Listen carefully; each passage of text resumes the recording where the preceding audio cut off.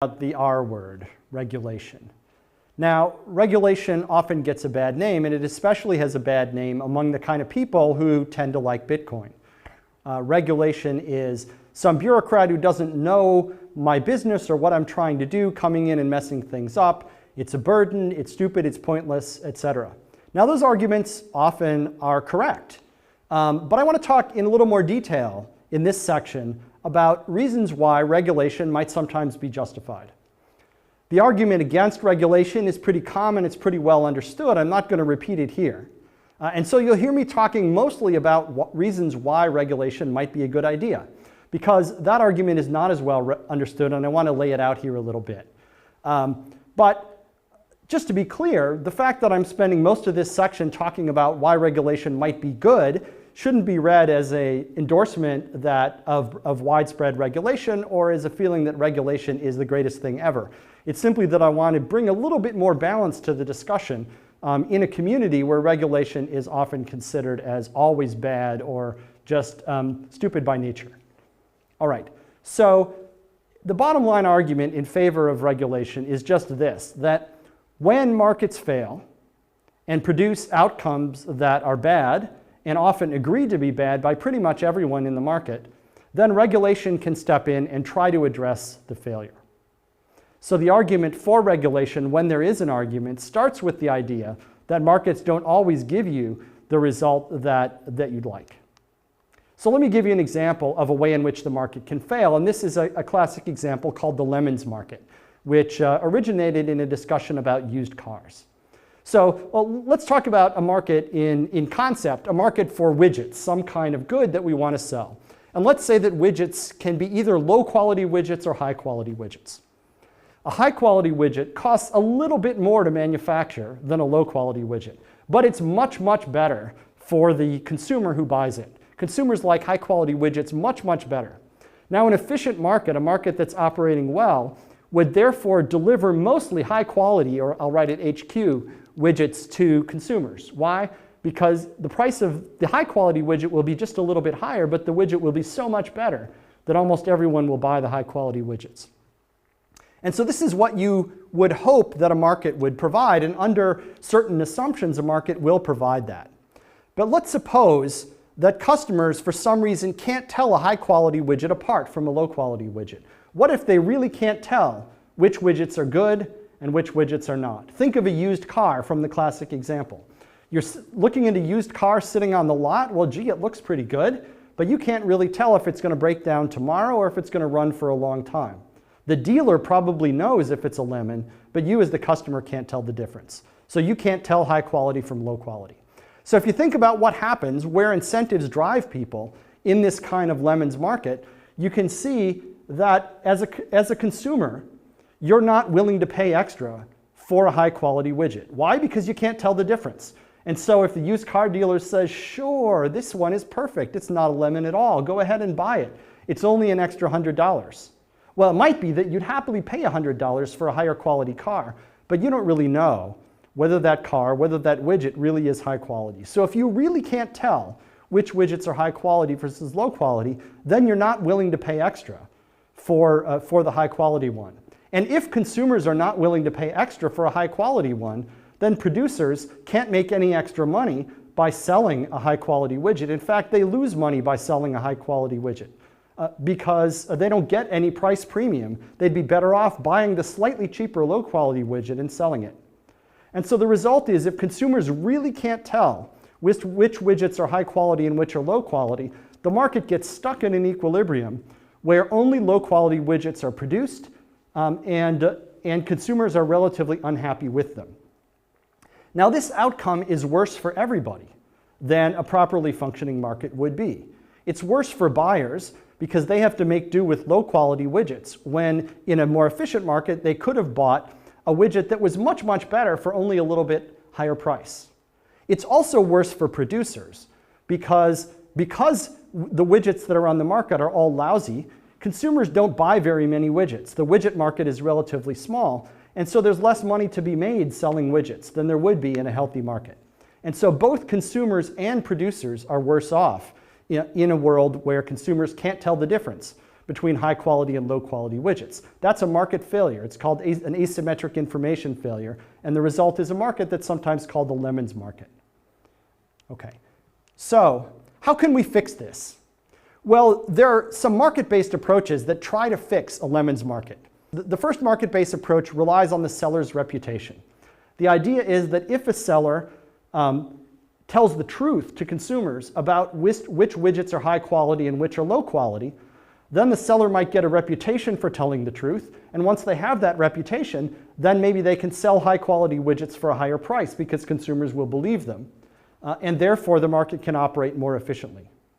The problem with this is, yes, this sometimes works, but sometimes it doesn't, depending on the precise assumptions you make about the market.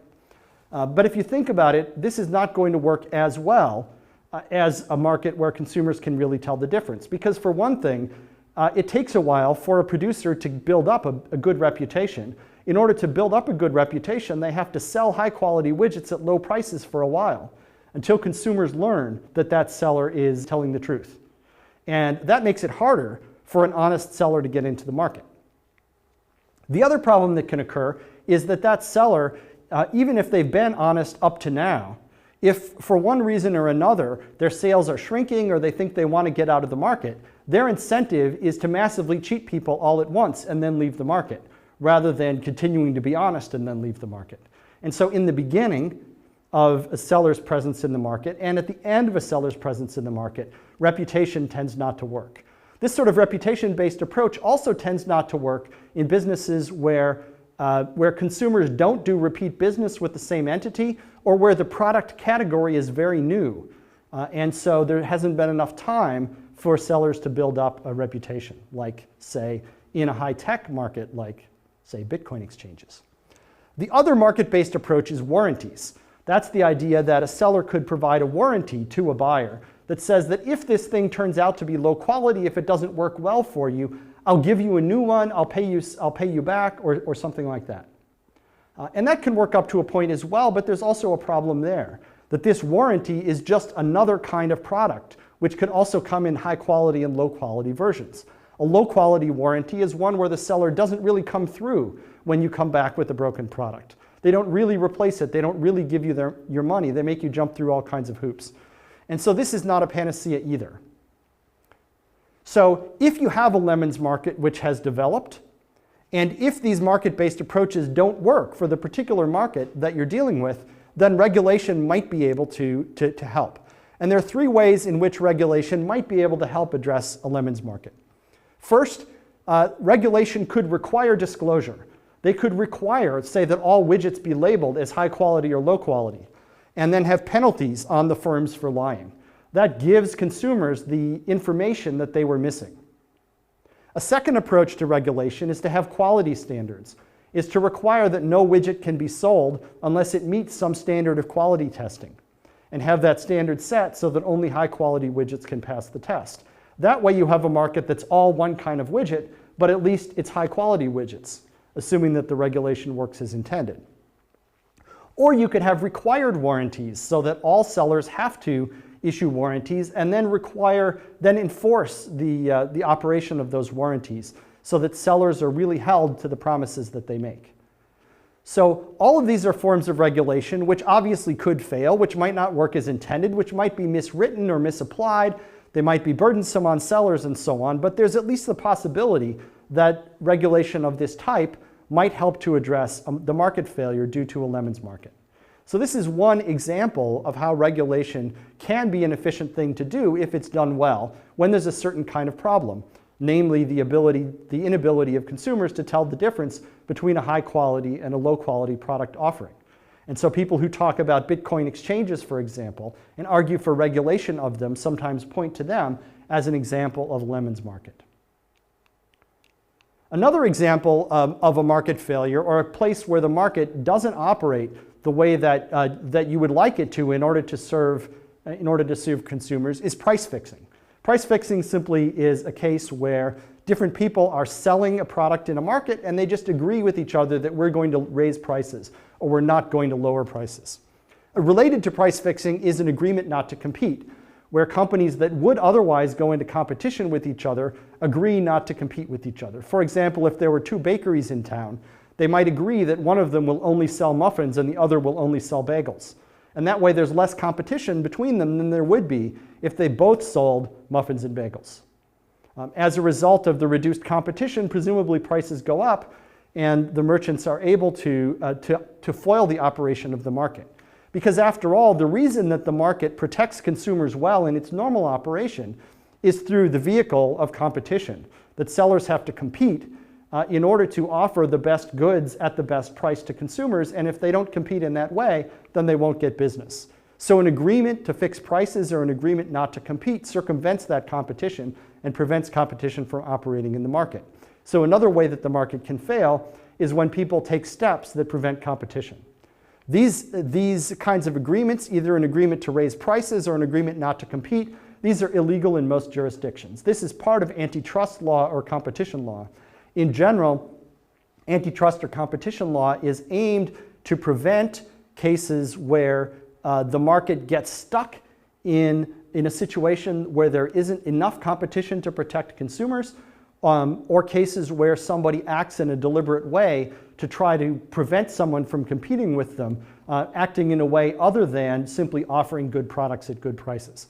Antitrust law is very complicated. I've given you sort of a sketch of it, but this is another instance where we know that there are failures that can occur and where the law will step in to prevent, in the easy cases, things like price fixing or agreement not to compete, but in more difficult cases, even some attempts to reduce competition in the market through, say, mergers or other kinds of activity.